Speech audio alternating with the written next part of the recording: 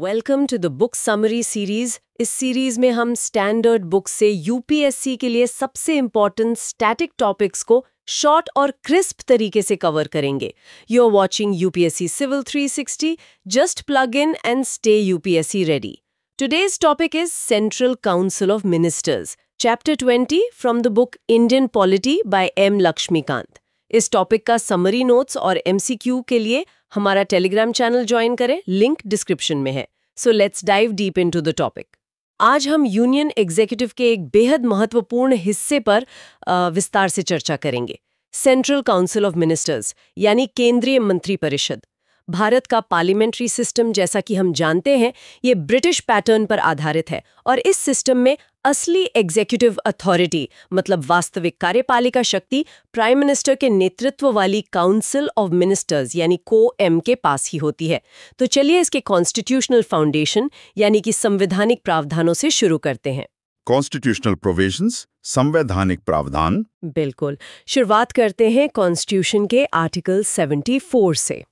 Article 74(1) ये कहता है कि प्रेसिडेंट को सहायता और सलाह मतलब एड एंड एडवाइस देने के लिए एक काउंसिल ऑफ मिनिस्टर्स होगी जिसके हेड प्राइम मिनिस्टर होंगे और प्रेसिडेंट अपनी शक्तियों का प्रयोग इसी सलाह के अनुसार करेंगे। यहाँ आर्टिकल 74 में वो shall act in accordance with such advice वाला हिस्सा है, वो काफी महत्वपूर्ण है ना? क्या ये सलाह प्रेसिडेंट के लिए हमेशा बाइंडिंग होती है, मतलब बाध्यकारी? हाँ, ये एक क्रूशल पॉइंट है। देखो, इनिशियली इस सलाह की बाइंडिंग नेचर पे थोड़ी एम्बिग्विटी थी, लेकिन 42nd कॉन्स्टिट्यूशनल अमेंडमेंट एक्ट 1976 ने ये एकदम साफ कर दिया कि प्रेसिडेंट काउंसिल ऑफ मिनिस्टर्स की सलाह मानने के लिए बाध्य हैं। अच्छा, 42nd अमेंडमेंट ने बाध्यकारी बना दिया? हाँ, हालांकि इसमें थोड़ा सा बदलाव 44th कॉन्स्टिट्यूशनल अमेंडमेंट एक्ट 1978 द्वारा किया गया। इस अमेंडमेंट ने प्रेसिडेंट को ये शक्ति दी कि वो काउंसिल ऑफ मिनिस्टर्स से उनकी सलाह पर पुनर्विचार मतलब रिकंसिडर करने के लिए एक बार कह सकते हैं। अच्छा, तो एक बार रिकंसिडरेशन के लिए कहा जा सकता है, पर अगर मिनिस्टर्स पुनर्विचार के बाद फिर से वही सलाह देते हैं तब प्रेसिडेंट उस सलाह को मानने के लिए बाध्य होंगे। मतलब रिकंसिडरेशन के बाद दी गई सलाह बाइंडिंग होगी, चाहे काउंसिल ऑफ मिनिस्टर्स ने अपनी ओरिजिनल सलाह बदली हो या ना बदली हो। ये प्रेसिडेंट और COAM के बीच के रिलेशनशिप को काफी हद तक डिफाइन करता है। और एक और बात जो आर्टिकल 74(2) में है कि मिनिस्टर्स द्वारा प्रेसिडेंट को क्या सलाह दी गई, इस सवाल की किसी भी कोर्ट में जांच नहीं की जाएगी। इसका क्या महत्व है? देखो, इसका महत्व है कॉन्फिडेंशियलिटी और गवर्नमेंट फंक्शनिंग की स्मूथनेस बनाए रखना। ये प्रोविजन प्रेसिडेंट और मिनिस्टर्स के बीच के कॉन्फिडेंशियल रिलेशनशिप को प्रोटेक्ट करता है और जो पॉलिसी डिसीजंस है उनको अननेसेसरी जुडिशियल स्क्रूटनी से बचाता है। इस पर सुप्रीम कोर्ट के कुछ इंपॉर्टेंट रूलिंग्स भी हैं। जैसे 1971 में सुप्रीम कोर्ट ने कहा था कि अगर लोकसभा डिसॉल्व भी हो जाती है मान लो, तब भी काउंसिल ऑफ मिनिस्टर्स अपने पद पर बनी रहेगी। अच्छा, डिसॉल्व होने के बाद भी? हाँ, और प्रेसिडेंट को सलाह देती रहेगी। ऐसा इसलिए क्योंकि आर्टिकल 74 मैंडेटरी है। प्रेसिडेंट बिना COAM की एड एंड एडवाइस के एग्जीक्यूटिव पावर एक्सरसाइज नहीं कर सकते। मतलब शासन में कोई वैक्यूम नहीं हो सकता। हाँ, मतलब सरकार की कंटिन्यूटी बनी रहती है। एग्जैक्टली। फिर 1974 में सुप्रीम कोर्ट ने एक और महत्वपूर्ण बात कही। संविधान में कई जगह लिखा है कि प्रेसिडेंट किसी कार्य को अपनी सेटिस्फैक्शन पे करेंगे। SC ने साफ किया कि ये प्रेसिडेंट की पर्सनल सेटिस्फैक्शन नहीं बल्कि काउंसिल ऑफ मिनिस्टर्स की सेटिस्फैक्शन है जिस पे प्रेसिडेंट एक्ट करते हैं। अच्छा, तो प्रेसिडेंट की सेटिस्फैक्शन मतलब काउंसिल ऑफ मिनिस्टर्स की सेटिस्फैक्शन। हाँ, इसी इंटरप्रिटेशन के कारण कभी-कभी प्रेसिडेंट के ऑफिस को सिंबॉलिक या रबर स्टैंप भी मतलब कह दिया जाता है। हालांकि ये एक तरह का ओवर सिंप्लिफिकेशन है क्योंकि प्रेसिडेंट की अपनी कॉन्स्टिट्यूशनल भूमिकाएं, डिस्क्रीशन और शक्तियां भी हैं, खासकर कुछ स्पेसिफिक सिचुएशंस में। समझ गई। ये तो हुई आर्टिकल 74 की बात जो प्रेसिडेंट और COAM के रिश्ते की नींव रखता है। अब देखते हैं आर्टिकल 75 जो मिनिस्टर्स की नियुक्ति, उनके कार्यकाल और दूसरी जरूरी बातों के बारे में क्या कहता है। Article 75 other provisions as to ministers, मंत्रियों के बारे में अन्य प्रावधान। हाँ, आर्टिकल 75 मिनिस्टर्स से जुड़े कई इंपॉर्टेंट एस्पेक्ट्स कवर करता है। आर्टिकल 75(1) क्या कहता है कि प्राइम मिनिस्टर की नियुक्ति प्रेसिडेंट करेंगे। हाँ, पीएम को प्रेसिडेंट अपॉइंट करते हैं। और जो अन्य मिनिस्टर्स हैं उनकी नियुक्ति भी प्रेसिडेंट ही करेंगे, पर प्राइम मिनिस्टर की सलाह पर। यहाँ की पॉइंट ये है कि प्रेसिडेंट केवल उन्हीं व्यक्तियों को मिनिस्टर नियुक्त कर सकते हैं जिनके नामों की सिफारिश प्राइम मिनिस्टर करते हैं। अच्छा। ये पूरी तरह से प्राइम मिनिस्टर का प्रेरोगेटिव है, मतलब विशेषाधिकार है कि वो अपनी टीम में किसे शामिल करना चाहते हैं। और ये मिनिस्टर संसद के किसी भी सदन से हो सकते हैं, लोकसभा या राज्यसभा। मतलब ऐसा जरूरी नहीं कि मिनिस्टर बनने के लिए लोकसभा का ही मेंबर होना पड़े। बिल्कुल, कोई भी व्यक्ति जो लोकसभा या राज्यसभा का सदस्य है मिनिस्टर बन सकता है। और हाँ, अगर कोई व्यक्ति मिनिस्टर बनते समय किसी भी सदन का सदस्य नहीं है तो उसके लिए भी प्रोविजन है, उस पर हम अभी आते हैं। एक और महत्वपूर्ण बात जो आर्टिकल 75(1)(a) में जोड़ी गई 91st कॉन्स्टिट्यूशनल अमेंडमेंट एक्ट 2003 के द्वारा। हाँ, 91st अमेंडमेंट 2003 ये कहता है कि काउंसिल ऑफ मिनिस्टर्स में प्राइम मिनिस्टर सहित कुल मिनिस्टर्स की संख्या लोकसभा की कुल सदस्य संख्या के 15% से अधिक नहीं हो सकती। इस 15% वाली लिमिट का उद्देश्य क्या था? ये अमेंडमेंट क्यों लाना पड़ा था? इसका मुख्य उद्देश्य था जंबो कैबिनेट्स को रोकना। मतलब बहुत बड़े आकार के मंत्रिमंडल बन जाते थे पहले, अक्सर पॉलिटिकल कंपल्शंस के कारण। तो इससे सरकारी खर्चे पर भी नियंत्रण लगा और गवर्नेंस को थोड़ा स्ट्रीमलाइन करने में मदद मिली। ये सुनिश्चित करता है कि COM का साइज मैनेजेबल रहे। इसी 91st अमेंडमेंट एक्ट ने वो दल बदल कानून, एंटी डिफेक्शन लॉ, उससे जुड़ा एक और प्रावधान जोड़ा था, है ना? वो क्या था? हाँ, आर्टिकल 75(1)(b ये भी इसी 91st अमेंडमेंट एक्ट 2003 से जोड़ा गया। ये कहता है कि पार्लियामेंट के किसी भी हाउस का कोई सदस्य जिसे 10th शेड्यूल यानी एंटी डिफेक्शन लॉ के तहत दल बदल डिफेक्शन के आधार पर अयोग्य मतलब डिस्क्वालीफाइड ठहराया गया हो, वो मिनिस्टर के पद पर नियुक्त होने के लिए भी डिस्क्वालीफाई हो जाएगा। अच्छा, तो डिफेक्शन पर डिस्क्वालिफिकेशन मतलब मिनिस्टर बनने से भी डिस्क्वालिफिकेशन। एग्जैक्टली। ये पॉलिटिकल डिफेक्शंस को डिस्करेज करने और पॉलिटिकल स्टेबिलिटी बढ़ाने की दिशा में एक महत्वपूर्ण कदम था। ठीक है, अब मिनिस्टर्स के टेन्योर की बात करते हैं, मतलब कार्यकाल। वे कब तक अपने पद पर बने रहते हैं? आर्टिकल 75(2) कहता है कि मिनिस्टर्स प्रेसिडेंट के प्लेजर तक यानी प्रसाद पर्यंत अपना पद धारण करते हैं। अब प्लेजर ऑफ द प्रेसिडेंट का प्रैक्टिकल मतलब क्या है? प्रैक्टिकली इसका मतलब है कि प्रेसिडेंट किसी भी मिनिस्टर को प्राइम मिनिस्टर की सलाह पर कभी भी हटा सकते हैं। तो असल शक्ति प्राइम मिनिस्टर के हाथ में हुई। हाँ, अगर प्राइम मिनिस्टर को लगता है कि कोई मिनिस्टर परफॉर्म नहीं कर रहा है या पीएम का कॉन्फिडेंस उस मिनिस्टर में नहीं रहा या पॉलिसी पर मतभेद है, तो पीएम प्रेसिडेंट को उस मिनिस्टर को हटाने की सलाह दे सकते हैं। समझ गई। आर्टिकल 75 में कलेक्टिव रिस्पॉन्सिबिलिटी का भी जिक्र है। आर्टिकल 75(3) में। इस पर हम अगले सेक्शन में विस्तार से बात करेंगे। अच्छा, मिनिस्टर्स को शपथ कौन दिलाता है? आर्टिकल 75(4) के अनुसार किसी मिनिस्टर द्वारा अपना पद ग्रहण करने से पहले प्रेसिडेंट उन्हें पद और गोपनीयता की शपथ, oath of office and secrecy दिलाते हैं। ये शपथ 3rd शेड्यूल में दिए गए फॉर्मेट के अनुसार होती है। अब आते उस पॉइंट पर जिसका जिक्र पहले हुआ था। आर्टिकल 75(5) एक बहुत ही इंटरेस्टिंग प्रोविजन है। ये कहता है कि अगर कोई व्यक्ति मिनिस्टर बनता है और वो उस समय पार्लियामेंट के किसी भी हाउस का मतलब लोकसभा या राज्यसभा का मेंबर नहीं है, हाँ? तो उसे अपनी नियुक्ति की तारीख से 6 कंसेक्यूटिव मंथ्स के अंदर संसद के किसी न किसी सदन का सदस्य बनना अनिवार्य है। और अगर वो 6 महीने में सदस्य नहीं बन पाता है तो उसे मिनिस्टर का पद छोड़ना होगा, मतलब cease to be a minister. ये प्रोविजन सरकार को फ्लेक्सिबिलिटी देता है कि वो किसी एक्सपर्ट या डोमेन स्पेशलिस्ट को, जो शायद चुनाव ना लड़ा हो, मिनिस्टर बना सके। लेकिन साथ ही ये डेमोक्रेटिक अकाउंटेबिलिटी भी सुनिश्चित करता है कि हर मिनिस्टर को अंततः पार्लियामेंट के प्रति जवाबदेह होना होगा और जनता का या राज्यों का प्रतिनिधित्व हासिल करना होगा। और मिनिस्टर्स की सैलरीज और अलाउंसेस वो कौन तय करता है? आर्टिकल 75(6) कहता है कि मिनिस्टर्स की सैलरीज और अलाउंसेस वो होंगे जो पार्लियामेंट समय समय पर कानून द्वारा निर्धारित करे। पार्लियामेंट ने ministers salaries and allowances act 1952 पारित किया है, जिसमें समय समय पर संशोधन होते रहते हैं। एक और अधिकार जो मिनिस्टर्स को मिलता है वो आर्टिकल 88 में बताया गया है। इसके तहत हर मिनिस्टर को और अटॉर्नी जनरल को भी ये अधिकार है कि वो पार्लियामेंट के किसी भी हाउस की प्रोसीडिंग्स में बोल सकता है और भाग ले सकता है। अच्छा, किसी भी हाउस में बोल सकते हैं? हाँ, बोल सकते हैं। भाग ले सकते हैं, वे किसी जॉइंट सिटिंग में भी भाग ले सकते हैं और पार्लियामेंट की किसी भी कमेटी में जिसके वे सदस्य बनाए गए हैं बोल सकते हैं। लेकिन यहाँ एक महत्वपूर्ण बात है, वे वोट सिर्फ उसी हाउस में दे सकते हैं जिसके वे मेंबर हैं। ये प्रावधान तो इंटर हाउस कम्युनिकेशन और कोऑर्डिनेशन के लिए काफी जरूरी लगता है। बिल्कुल, खासकर तब जब मिनिस्टर एक हाउस का सदस्य हो और उसे दूसरे हाउस में किसी बिल या पॉलिसी को पायलट करना हो। रिस्पॉन्सिबिलिटी ऑफ मिनिस्टर्स, मंत्रियों का उत्तरदायित्व। अब आते हैं मिनिस्टर्स की रिस्पॉन्सिबिलिटी यानी उत्तरदायित्व पर, जो पार्लियामेंट्री डेमोक्रेसी का कोर प्रिंसिपल है। इसमें सबसे पहले और सबसे महत्वपूर्ण है कलेक्टिव रिस्पॉन्सिबिलिटी यानी सामूहिक उत्तरदायित्व। ये सिद्धांत क्या है और कैसे काम करता है? कलेक्टिव रिस्पॉन्सिबिलिटी का सिद्धांत देखो पार्लियामेंट्री सिस्टम की नींव है और इसे आर्टिकल 75(3) में एक्सप्लिसिटली लिखा गया है।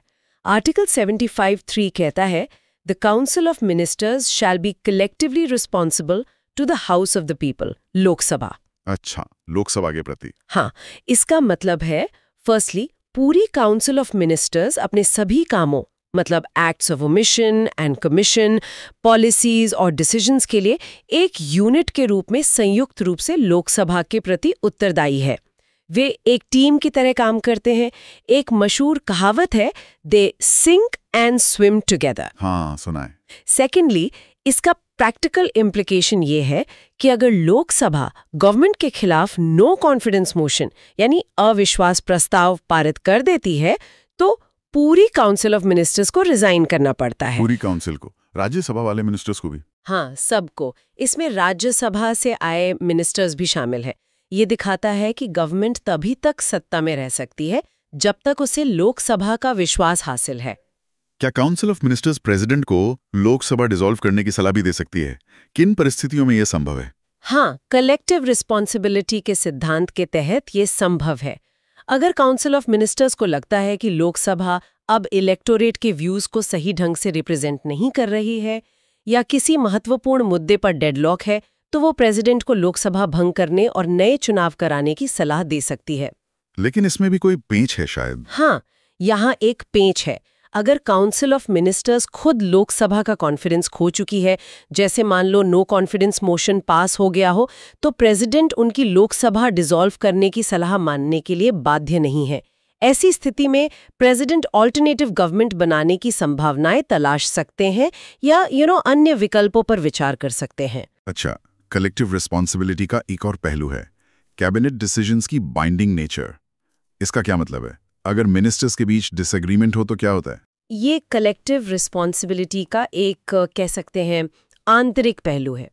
कैबिनेट, जो COM का कोर है, द्वारा लिए गए फैसले सभी कैबिनेट मिनिस्टर्स और अन्य मिनिस्टर्स पर बाइंडिंग होते हैं।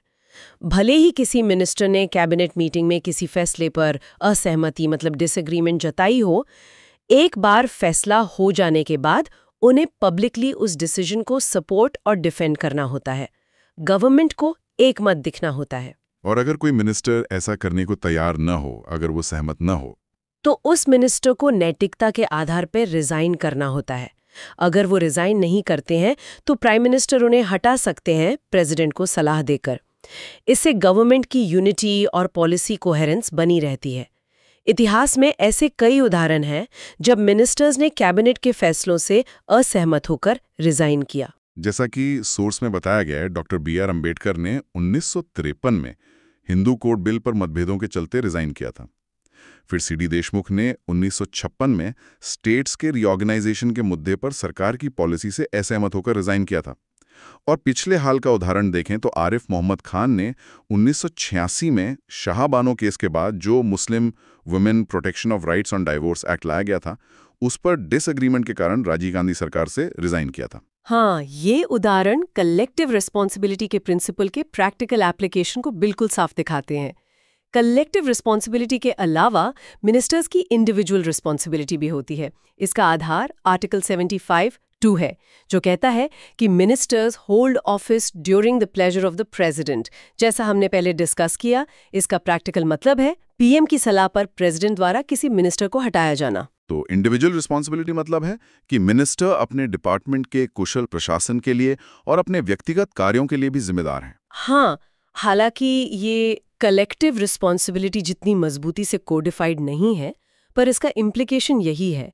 अगर किसी मिनिस्टर के डिपार्टमेंट में कोई बड़ी गड़बड़ी होती है या उनके कंडक्ट पर सवाल उठते हैं या प्राइम मिनिस्टर उनके परफॉर्मेंस से संतुष्ट नहीं है, तो पीएम उन्हें हटाने की सलाह दे सकते हैं। भले ही काउंसिल ऑफ मिनिस्टर्स को समग्र रूप से लोकसभा का विश्वास प्राप्त हो, ये प्राइम मिनिस्टर को अपनी टीम पर कंट्रोल रखने में मदद करता है। और एक तीसरा कॉन्सेप्ट है नो लीगल रिस्पॉन्सिबिलिटी का। ये यूके सिस्टम से कैसे अलग है और इसका भारत में क्या मतलब है? यहाँ एक दिलचस्प अंतर है भारतीय और ब्रिटिश प्रणालियों के बीच। यूके में क्या होता है कि क्राउन यानी राजा या रानी द्वारा किए गए हर ऑफिशियल एक्ट के लिए किसी न किसी मिनिस्टर को लीगली रिस्पॉन्सिबल माना जाता है। अच्छा, लीगली रिस्पॉन्सिबल। हाँ, जिसे उस मिनिस्टर द्वारा उस एक्ट को काउंटर साइन करके दर्शाया जाता है। अगर वो एक्ट कानून का उल्लंघन करता है तो मिनिस्टर पर मुकदमा चलाया जा सकता है। भारत में मिनिस्टर्स के लिए ऐसी कोई लीगल रिस्पॉन्सिबिलिटी का प्रावधान संविधान में नहीं है। तो भारत में क्या व्यवस्था है फिर? भारत में प्रेसिडेंट के नाम पर जारी ऑर्डर्स या एक्ट्स के लिए मिनिस्टर्स को लीगली लायबल नहीं ठहराया जा सकता। उनकी रिस्पॉन्सिबिलिटी पॉलिटिकल है, लीगल नहीं। अगर सरकार कोई गलत या गैर कानूनी काम करती है तो उसके लिए पूरी काउंसिल ऑफ मिनिस्टर्स राजनीतिक रूप से लोकसभा के प्रति कलेक्टिव रिस्पॉन्सिबिलिटी के तहत या संबंधित मिनिस्टर व्यक्तिगत रूप से प्राइम मिनिस्टर के प्रति इंडिविजुअल रिस्पॉन्सिबिलिटी के तहत जवाबदेह होगी। लेकिन कानूनी तौर पे नहीं। हाँ, लेकिन उन पर अदालतों में मुकदमा नहीं चलाया जा सकता, सिर्फ इसलिए कि उन्होंने प्रेसिडेंट के ऑर्डर को एडवाइस किया था। हाँ, कोर्ट सरकार के किसी भी एग्जीक्यूटिव ऑर्डर की लीगैलिटी को जांच सकते हैं और उसे रद्द कर सकते हैं, लेकिन मिनिस्टर पर्सनली लायबल नहीं होगा। टाइप्स ऑफ मिनिस्टर्स, मंत्रियों के प्रकार। संविधान तो सिर्फ काउंसिल ऑफ मिनिस्टर्स की बात करता है, मिनिस्टर्स का कोई क्लासिफिकेशन नहीं देता। लेकिन व्यवहार में हम अलग अलग रैंक्स के मिनिस्टर्स देखते हैं, जैसे cabinet minister, minister of state वगैरह।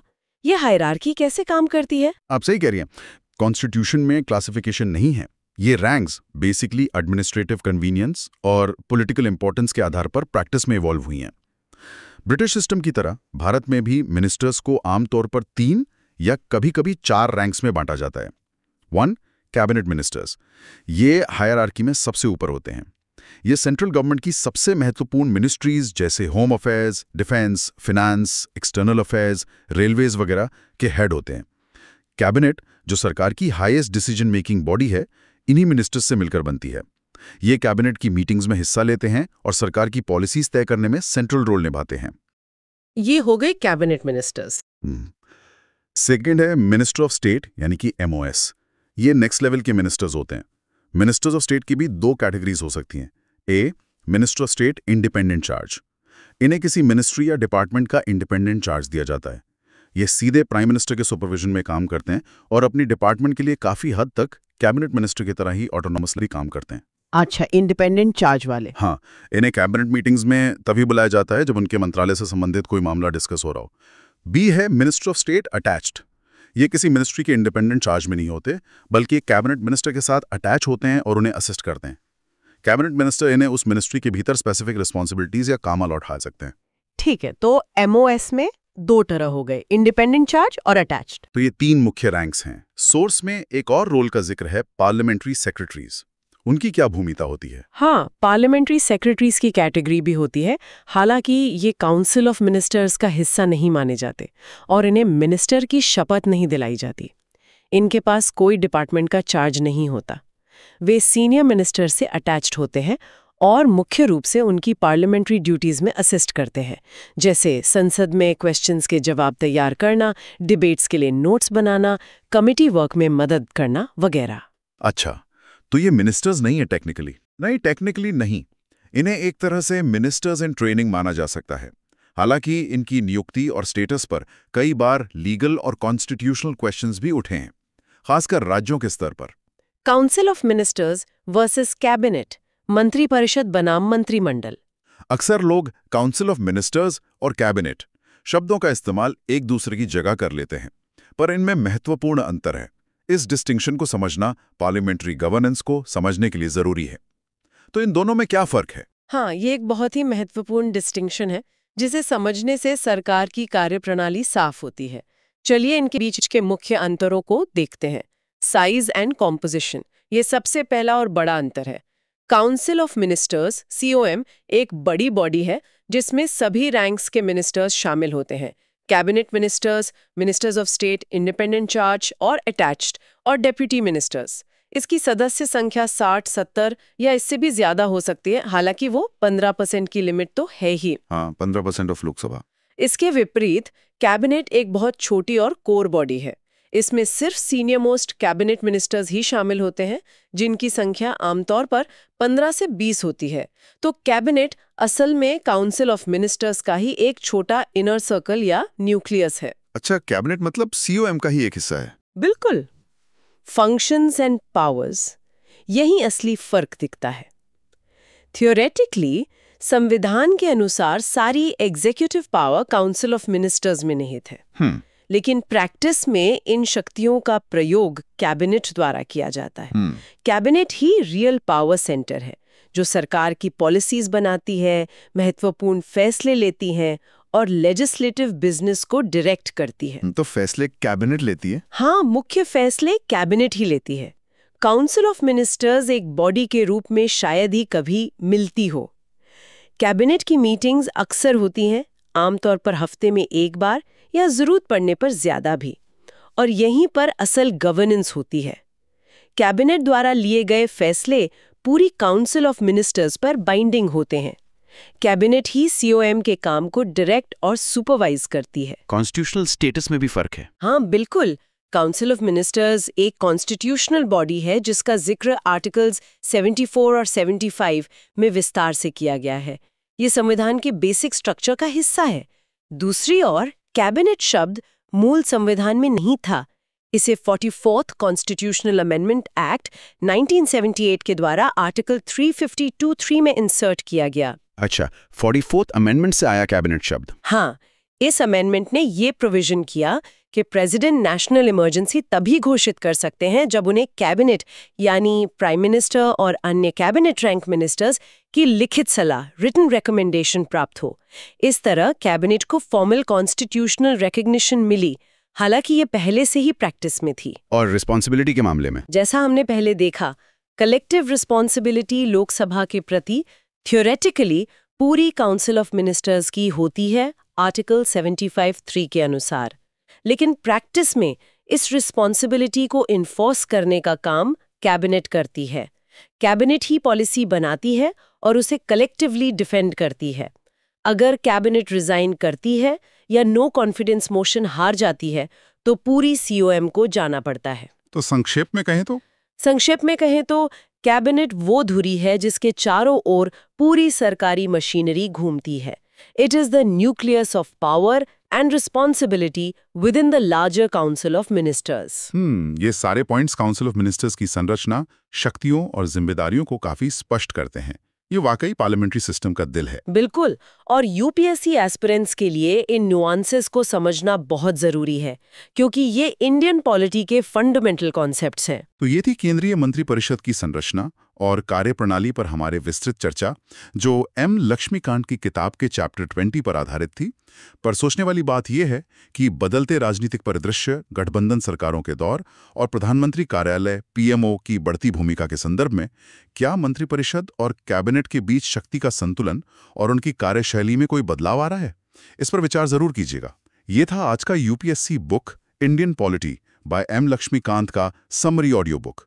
अगर आपको ये फॉर्मेट हेल्पफुल लगा तो इसे लाइक और शेयर जरूर करें ताकि और एस्पिरेंट्स भी बेनिफिट ले सकें। और सब्सक्राइब करें हमारे चैनल को, जहां आपको कई अन्य स्टैंडर्ड बुक्स की ऑडियो समरीज मिलेंगी, नोट्स के साथ।